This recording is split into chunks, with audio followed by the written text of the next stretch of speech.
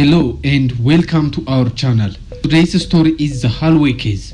A quiet street, a missing woman, and a secret that would take months to uncover. This is a tale of appearances, small inconsistencies, and the way ordinary routine can hide something far more dangerous. This episode contains description of crime and investigation. If you enjoy detailed, respectfully told true crime narrations, subscribe and hit the bell.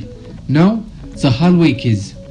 Holloway Street was the sort of neighborhood people described as safe. Tree-lined, narrow houses with porch light left on in the evening. In early October, neighbors noticed a mailbox filled with unopened mail and a porch light that stayed dark for days. At number 27, Emma Clark, 32 years old freelance graphic designer and an avid gardener, had lived alone for nearly 3 years.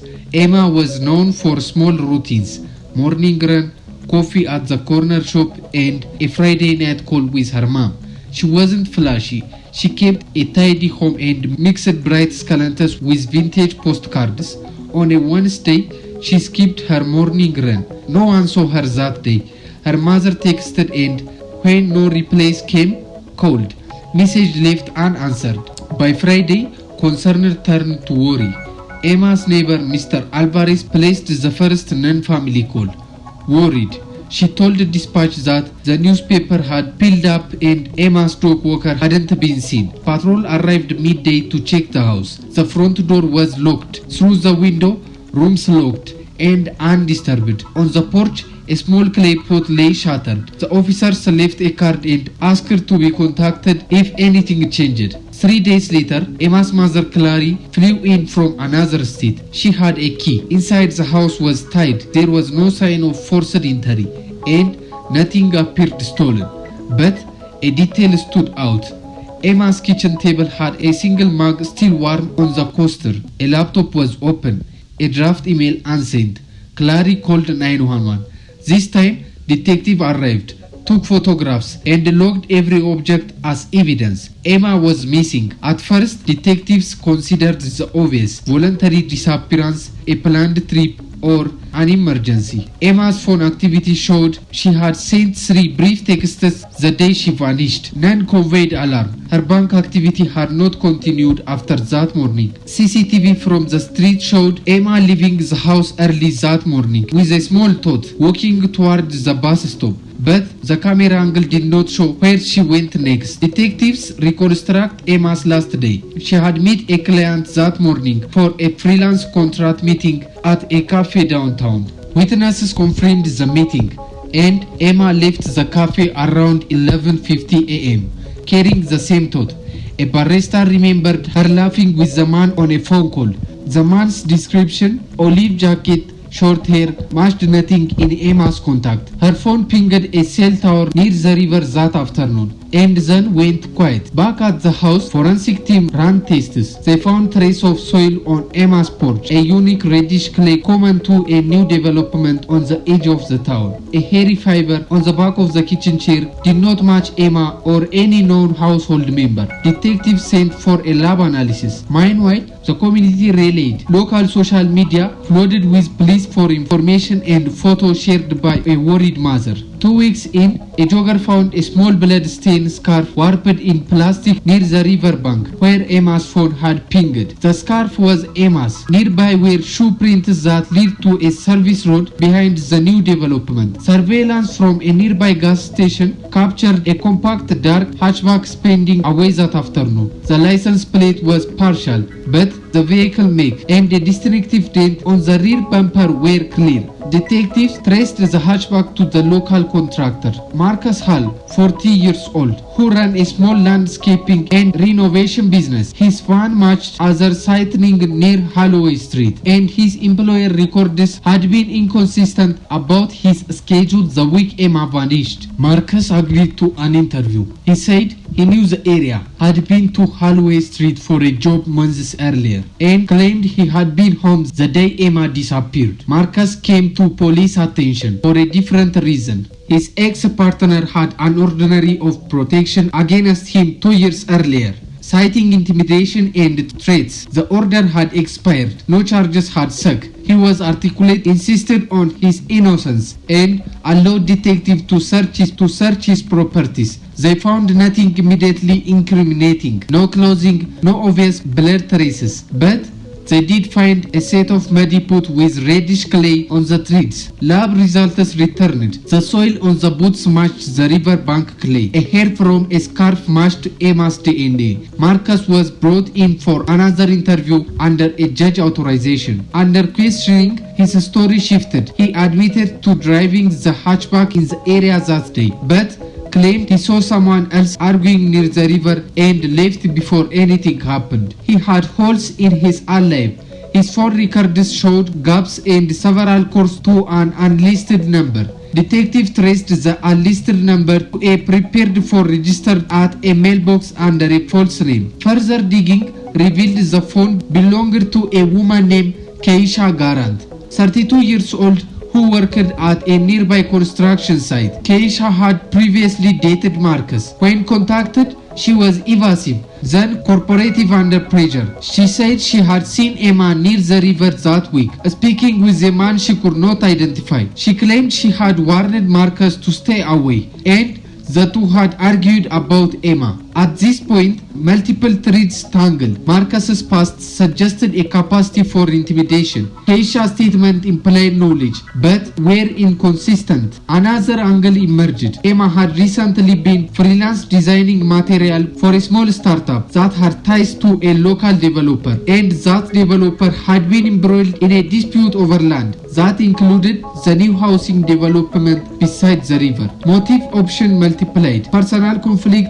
an attempt to silence a witnesses, or a robbery gone wrong. A search warrant for Marcus' workshop uncovered a hidden toolbox. Inside, wrapped in clothes, was Emma's tote. The same tote from the cafe footage. Fiber inside matched Emma's jacket. Marcus initially denied ownership of the toolkit, then said it had been stolen week earlier, but evidence suggested otherwise. Several surveillance feeds placed Marcus's vehicle near the workshop on the day in question. Faced with the accumulating evidence, the soil match, the tote, phone gaps, and witness statement, prosecutor charged Marcus Hale with kidnapping and unlawful restraint. He was arrested and held out without bail. The town reacted with a mixture of relief and unease. Arrest did not answer the most pressing question. Where was Emma? Search team combined the river banks, marshes, and nearby development for weeks. Cadaver dogs were brought in. Volunteer walked grid pattern in the cold months, but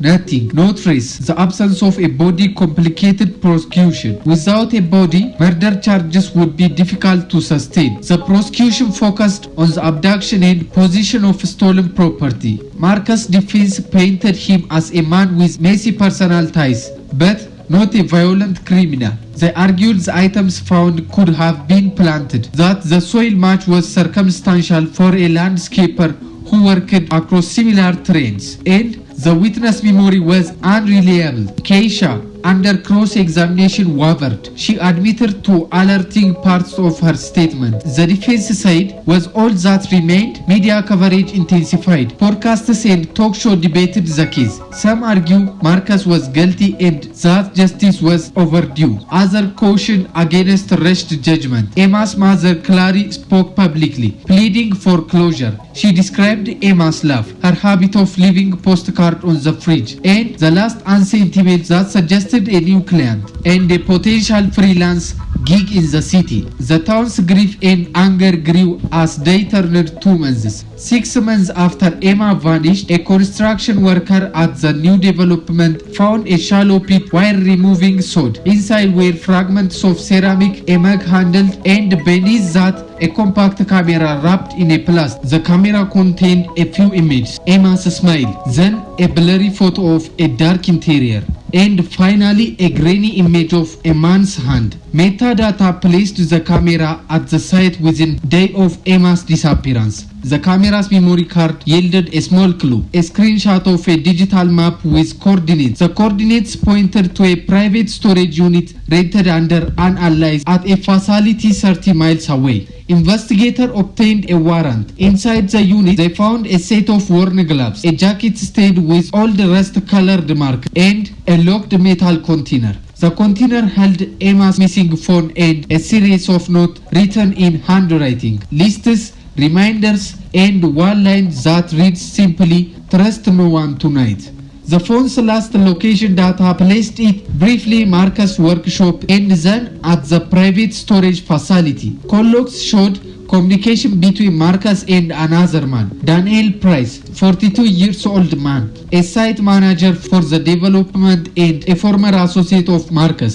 Daniel had been evasive was initially interviewed under renewed scrutiny. His allied fractured surveillance at the storage facility, pulled from neighboring businesses, showed Daniel's car arriving on the day the camera image had been taken. Daniel was brought in. He denied direct involvement but admitting to meeting Emma to discuss design, a meeting corroborated by her unsent email. When pressed about the camera and the storage unit, he changed his story again, then finally confessed to helping Marcus move items after a fight had broken out. He insisted Emma had been alive when he left. His account was chilling, a scuffle, a sudden shove, a fall. He claimed he left to get help and returned to find no one, and the scene cleaned. Prosecutors constructed a case where Marcus and Daniel were both participants in a confrontation that escalated. Motive?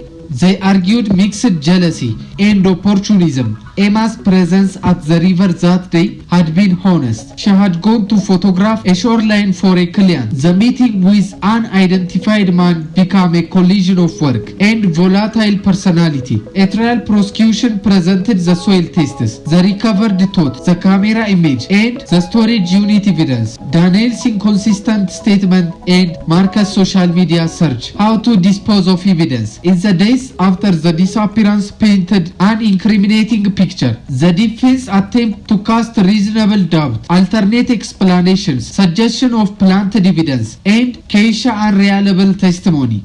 The jury returned guilty on charge of kidnapping and unlawful restraint of Marcus Hall. For Daniel Price, the jury found lesser charge of accessory after the fact. Without a body, without conclusion proof of homicide, murder charges were not proven beyond a reasonable doubt. Sentences reflected the conviction, year in prison, restitutions and public apologies that satisfied few peoples. Emma Clark's body was never recovered. For Clary, the absence of a physical remain became a second injury. No grave to visit, no closure to grasp. The case left a community split between those who believed justice had been served and those who felt the system had stopped short. Detectives continued to follow loose threads for years, hoping for a discovery that may finally answer what happened on the riverbank. The Holloway case is a reminder. Crimes are rarely tied. Evidence can point to truth without offering full answers.